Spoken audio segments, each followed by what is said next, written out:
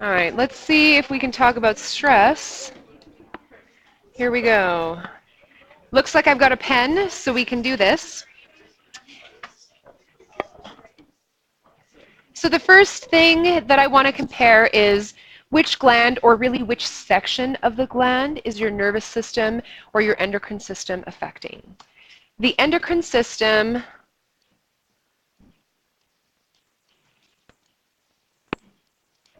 involves the adrenal cortex, so that's the outer layer of the gland. So if I'm looking at the adrenal gland here, this light-colored outer layer is the adrenal cortex, whereas your nervous system involves the adrenal medulla, which is the center portion. So it would be typical in a question for us to show you a picture of a slice through the adrenal gland and maybe have them both labeled, or maybe ask you which part would be part of your nervous response to stress and which part would be part of your endocrine response to stress. The second thing that we could compare is certainly the mode, and I'll just write method as well here. The mode and method that they use to communicate with this gland. So your endocrine system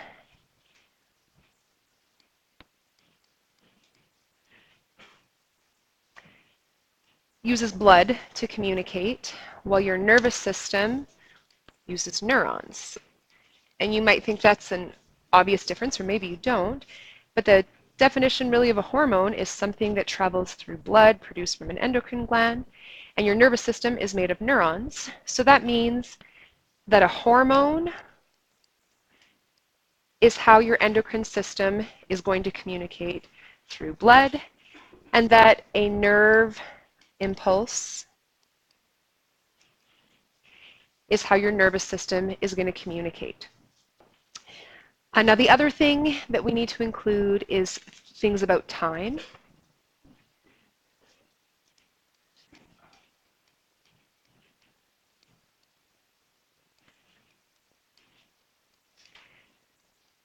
So we want to consider the speed of the response and the duration of the response, so really two things that have to do with time. Your endocrine system, compared to your nervous system, responds slower, but the duration of the response lasts longer. So it takes longer for hormones to be produced, to circulate through your blood, and then to affect a target tissue. But the effect will also last longer as well. Your nervous system responds almost immediately, but its response is short-lived.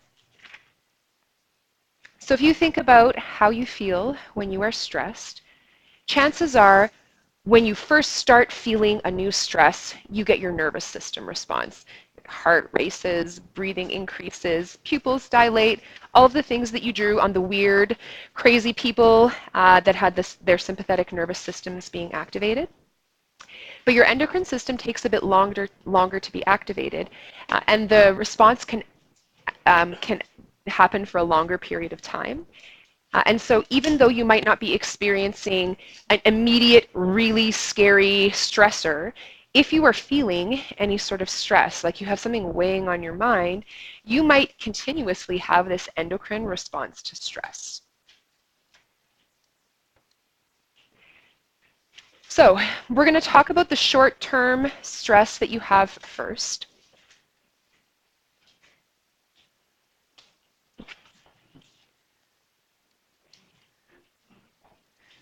Somehow I wrote renal instead of adrenal. If it was the renal medulla, that would be the middle of your kidney.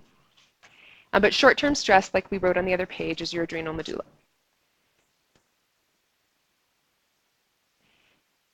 So there are some hormones that are produced from this gland, because it is an endocrine gland, but they're produced because your nervous system stimulates it with neurons that carry nerve impulses.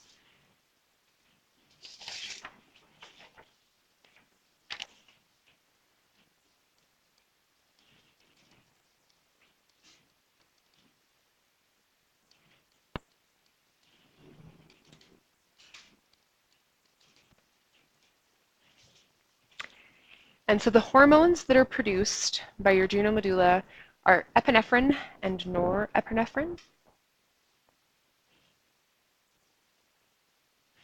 They're both from the same class of substances. They're called catecholamines.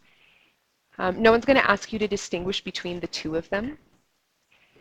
And you might recognize the word adrenaline better than you recognize the word epinephrine. That would be an alternate name for the same substance.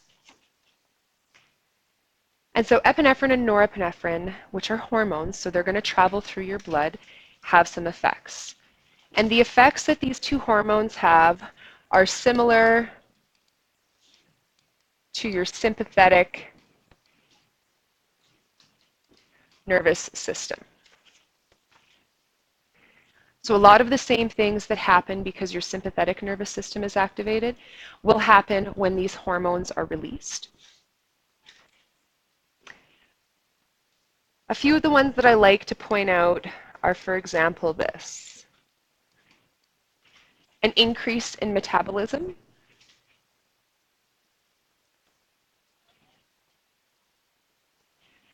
So that means generally the use of molecules that could provide energy, we're going to metabolize them faster.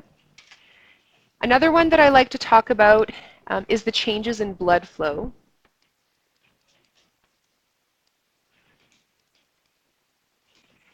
One of the things that happens is that circulation on the very external parts of your body, like your hands, your face, your feet, decreases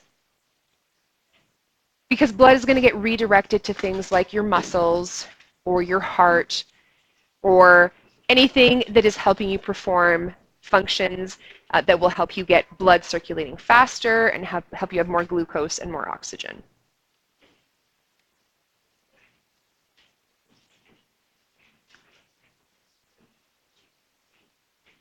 Now, if we consider what happens when your sympathetic nervous system is activated, there's a whole bunch of unconscious effects. And so I just want to make sure that you remember some of the key things.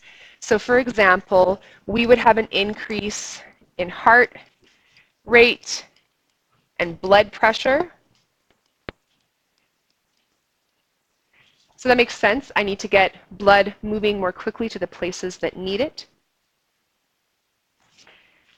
We would have increased glucose. Now you're getting glucose from metabolism, but you're also getting it from stores that you have. For example, your liver has a bunch of stored glucose in the form of glycogen. So you would get more glucose being produced so that you have it readily available. But then there's also some other things that you have less of. So aside from less external circulation, you have less digestion or anything that's involved with digestion. So your stomach, your intestines, even your salivary glands, those are all inhibited while this is happening. So when we talk about short-term stress, those hormones are produced because a neuron stimulated your adrenal medulla. It did it fast, and the effect will not last a very long time. Now, if we consider what happens in the long term, again, it's your adrenal cortex. There are several classes of hormones that come from your adrenal cortex. So the top, where I've listed hormones, these are categories of hormones. And you'll notice that they all have corticoids at the end. So it kind of clues you in that they're coming from the cortex of your adrenal gland. So there are glucocorticoids. The example that we'll discuss that would represent a glucocorticoid is cortisol. So cortisol is this one. There are mineralocorticoids, which is another category. And aldosterone will be the example that we discuss that represents that. There's also a small amount of gonadocorticoids. Gonads would represent like reproductive structures. They're in fairly small amounts, and there's not a required one that we need to discuss. So we're just going to focus on the other two categories. So we'll start with cortisol. Cortisol is produced by a similar type of pathway as a lot of the other hormones that we talked about, besides the epinephrine story. So if we're talking about cortisol production, we would start with the hypothalamus. It produces a factor. You don't have to know its name, but it's producing a hormone that stimulates the anterior pituitary. The anterior pituitary produces a hormone called ACTH. If you look at your data sheet, ACTH stands for adrenocorticotropic hormone. So it tells you right in the name of the hormone, adrenal cortex, right in the name. And so it stimulates the adrenal cortex to make cortisol.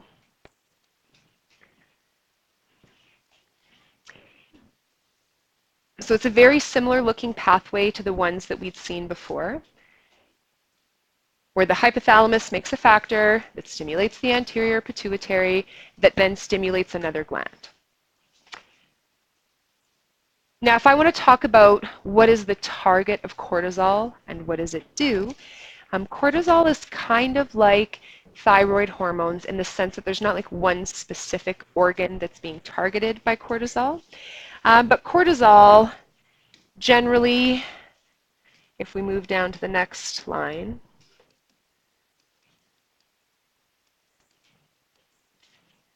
it increases blood sugar. That is one of its main principal functions.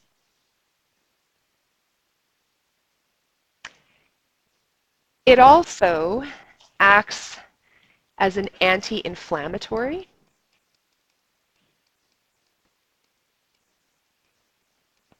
Oops, I don't have enough space there. Which means that it kind of stops your immune system from causing inflammation. Since blood sugar and immunity are not controlled by one singular structure, it's hard for us to pinpoint like one target tissue. If I had to give an example for how I could increase blood sugar, I might talk about the liver. The liver is a place that has stores of glucose in a bigger form called glycogen. And so the liver can be stimulated to convert more of that, just like it could from the short-term response. If we're talking about inflammation in your immune system, the thymus, the one that people think is the thyroid but is lower down, that's part of your immune system. But you have immune cells all over the place in your body. So the effect of cortisol, or its target, is any tissue that could have substances that we could use to increase blood sugar, and anywhere that inflammation is happening, cortisol can help suppress it. That's usually the context in which people recognize cortisol, or cortisone, which would be a derivative of that we used to make creams and stuff. So often something with cortisol in it could be used to, say, treat skin irritations.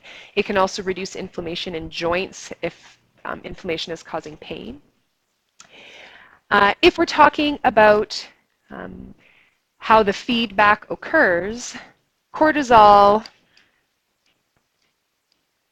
exerts feedback on the anterior pituitary and on the hypothalamus. So we could add that to the picture and put some negatives here.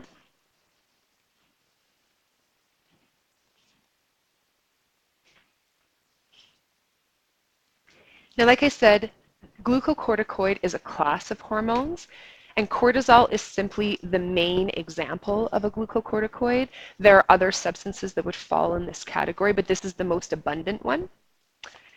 If we consider mineralocorticoids, so look at the names. Glucocorticoids increase blood sugar, glucose. Mineralocorticoids will increase the level of certain minerals in the blood. So if we talk about aldosterone, it is the main one of those. Its job is to increase Na+, which is sodium, reabsorption, and this happens in the kidneys. So the target of aldosterone is the kidneys, and its function is to increase sodium. Now, if there is sodium reabsorbed, there are some secondary effects that come from that. So some of you might remember hearing that when your body reabsorbs sodium, it also makes you reabsorb water.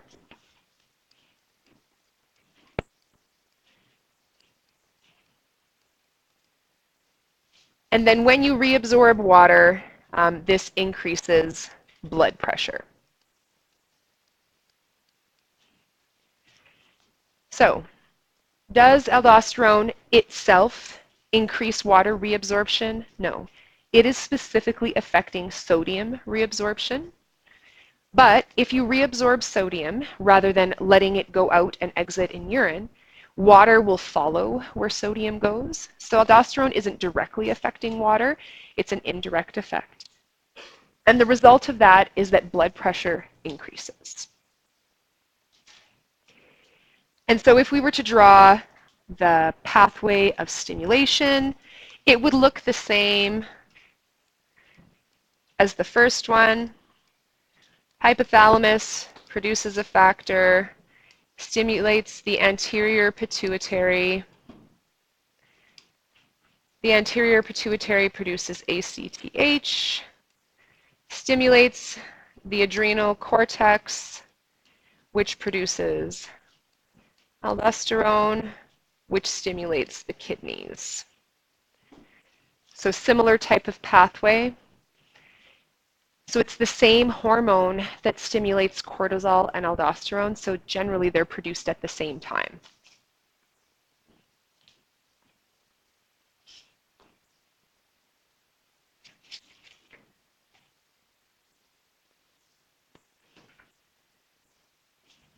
And then we could talk about negative feedback the same way that we did before. That should be negative.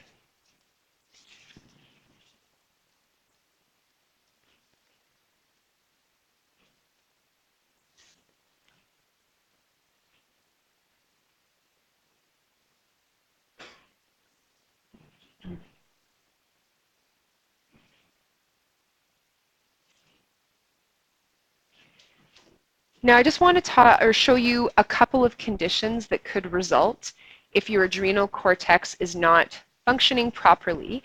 So before I do that, are there questions?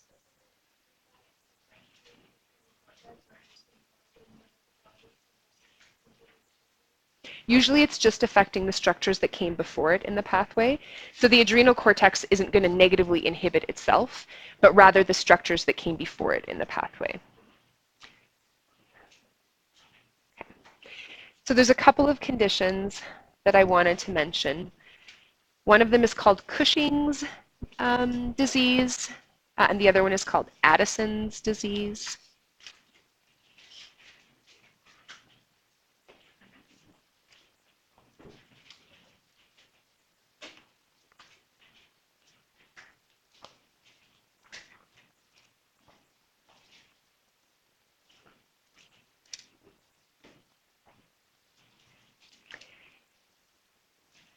So if a person is suffering from Cushing's disease, the general thing that you would want to know is that there is hypersecretion of ACTH.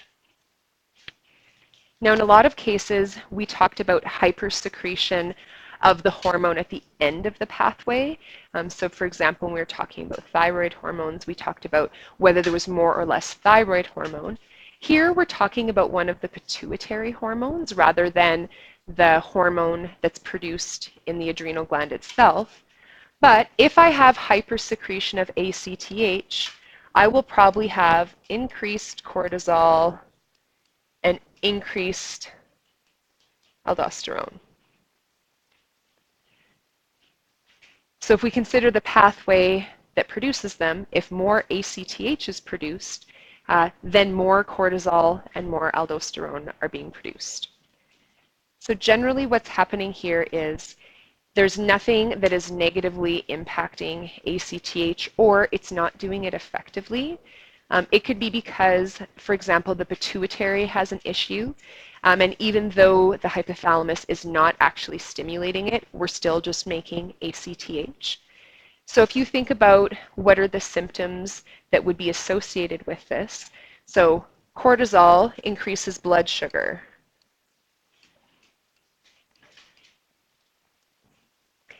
Aldosterone increases blood pressure because of the pathway where we reabsorb sodium and then we reabsorb water. So the person would have high blood sugar and high blood pressure. High blood pressure can lead to a whole bunch of other things. For example, it can lead to a lot of swelling. If there's lots of blood pressure, what sometimes will happen is fluid gets pushed out of your blood vessels into tissues where it shouldn't normally go. High blood pressure can lead to heart trouble, and high blood pressure could also lead to damage in the blood vessels because now there's too much pressure on the walls of blood vessels, especially the smaller ones.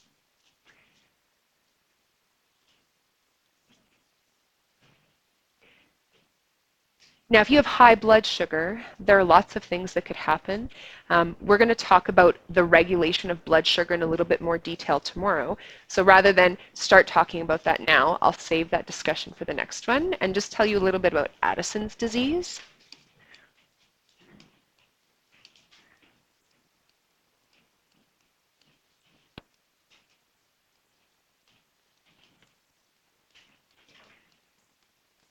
Addison's disease is when there's hyposecretion of the hormones from the adrenal cortex.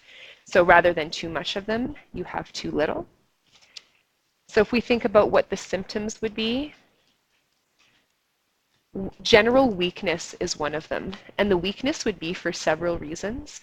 One, instead of having higher blood sugar, I'm probably going to have lower blood sugar. So that could be the reason.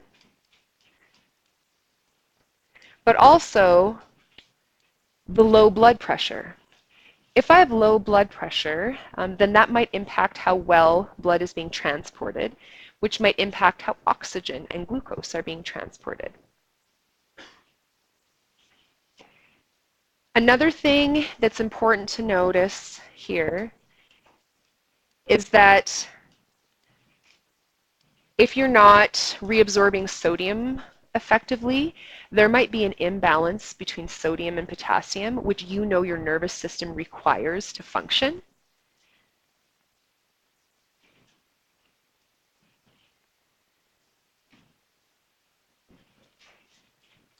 And generally, weight loss comes with this one.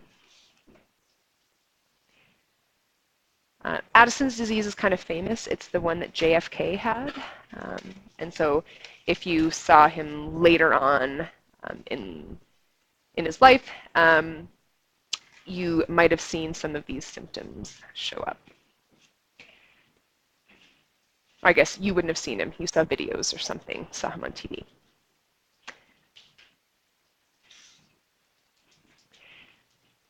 Now, does anyone want to ask any questions about these couple of disorders? These are just two examples. There's certainly other things that could happen.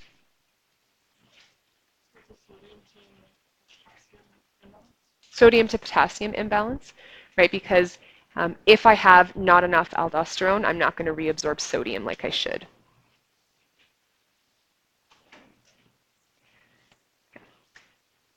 That's the end of what I wanted us to write down today. There's just a small amount of time left. You could certainly continue filling things in on your chart. You could add the adrenal cortex hormones to it.